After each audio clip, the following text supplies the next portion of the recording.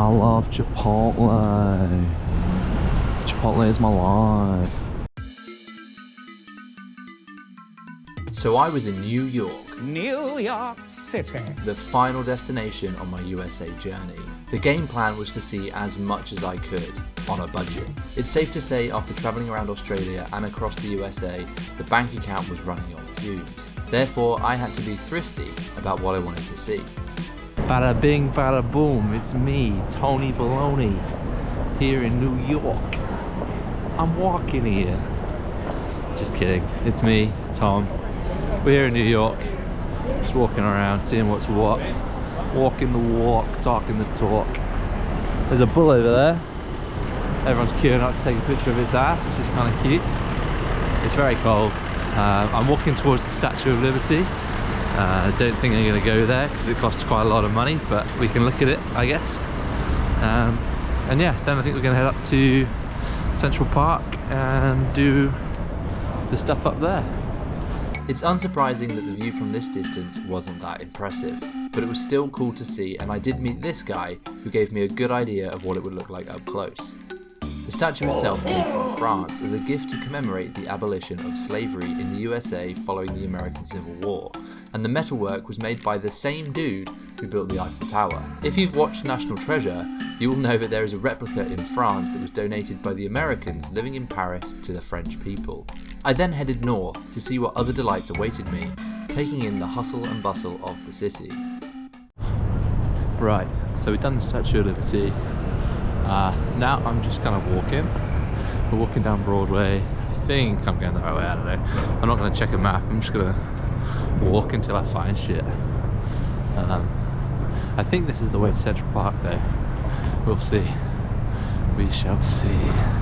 I soon realised that New York is actually pretty freaking huge, so the subway it was, taking me towards Central Park. I wanted to go to Central Park for one reason. Looking around for the bird lady from Home Alone. But whilst I was looking, I might as well explore the 843 acres of greenery on offer. We haven't found it yet. This place is a maze, it's huge. I'm definitely doing what I do best now, wandering around aimlessly. I spent a few hours wandering around, checking out the rocks, the lakes, and the views of the New York skyline as I meandered around slowly. Right, so according to the internet, this is where Pigeon Lady should be. There's no pigeons and no Pigeon Lady. So that's disappointing. At this point it was getting pretty late, so I started working my way back towards the hostel, stopping at the iconic billboards of Times Square for a dance.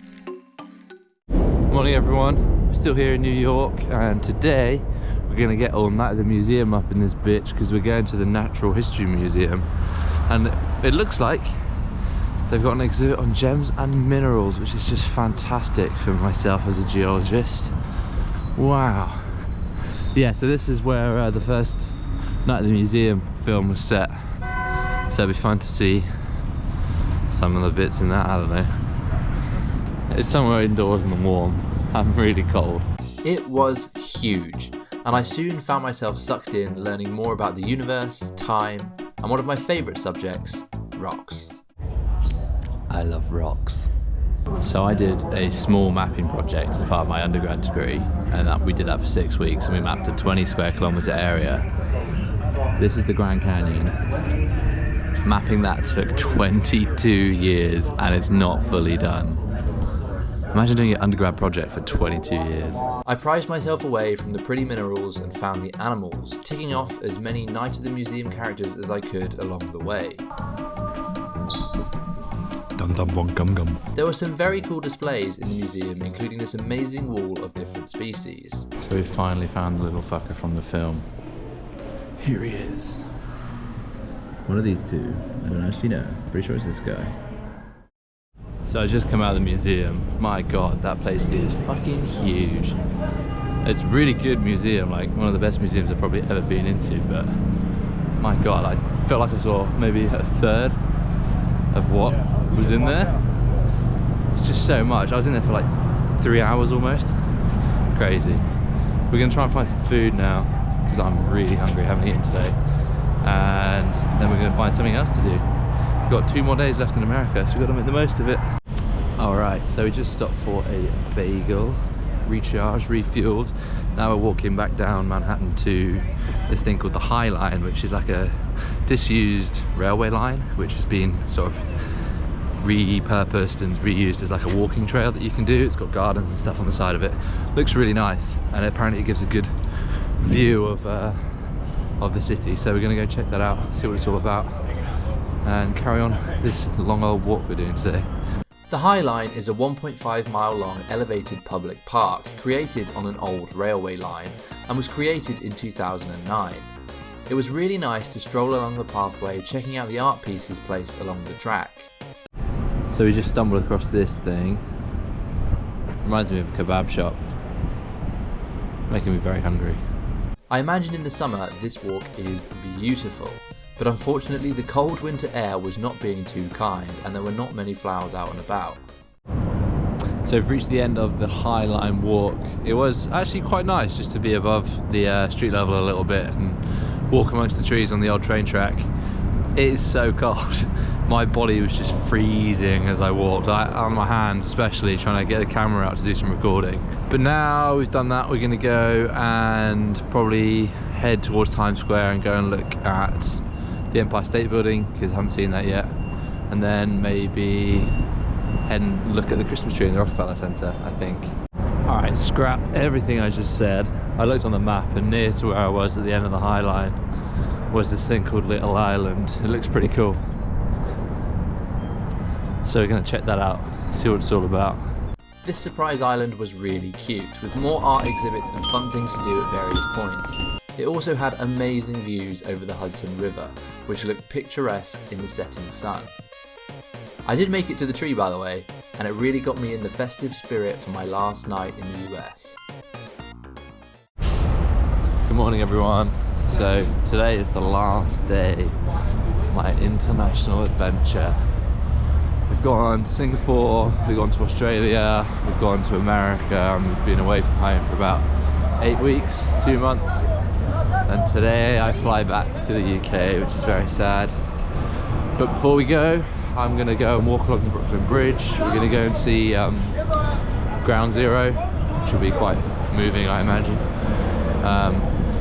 And try and pick up some bits and bobs for people back home before we fly.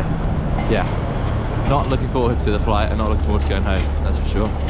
The Brooklyn Bridge was long and the walk was cold, with no protection from the elements available. Towards the end of this mechanical marvel, I stumbled across this guy, who definitely had the right idea for keeping warm in the winter. The Ground Zero exhibit was really powerful, with the names of those lost surrounding a cascade into the foundations of the fallen towers.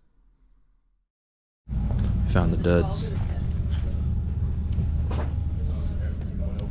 Gonna smuggle all that back through customs. Right, the one thing I don't get about Target, how do you know who's working here? Everyone's just wearing normal clothes. I don't understand. So my time in New York was up, and therefore my time in the US. I had really enjoyed walking and subwaying my way around this huge city. I so wish I had come here earlier in my travels when I had enough money to enjoy it at its fullest.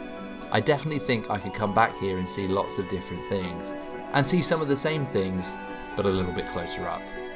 There was a really nice spirit to the city, the food I had was great, and I enjoyed as many New York slices as I could. Alright, we're all checked in. So I've been traveling for about 8 weeks now, and I've definitely learnt a lot about myself and what I'm capable of and everything. But I'd say the 3 things that I've learned that I didn't know before. I am definitely capable of doing things if I put my mind to it. I mean, traveling around the world on my own, having never traveled on my own before, it's quite a big step. So I'm really pleased that I managed to do that. Financing a trip is way more important than I thought. I way overspent what I thought I was going to spend. So yeah, next time I go traveling, I'm definitely going to budget a bit better, I think, else I'm going to be out of money. And number 3, I think I've been to a lot of cool places, a lot of really nice places on my travels in America and Australia. But I'd say the thing that really stood out to me was that it's not necessarily the place, it's the people that make the place. Because the best experiences I had were where I made close connections with people and spent a lot of time around the same people. So yeah, people make places. And I think that's one of the most important takeaways I've had. And you really need to cherish those people that you're with, because they're the ones who make your experiences so much better. Anyway, 8 weeks of traveling, over and out.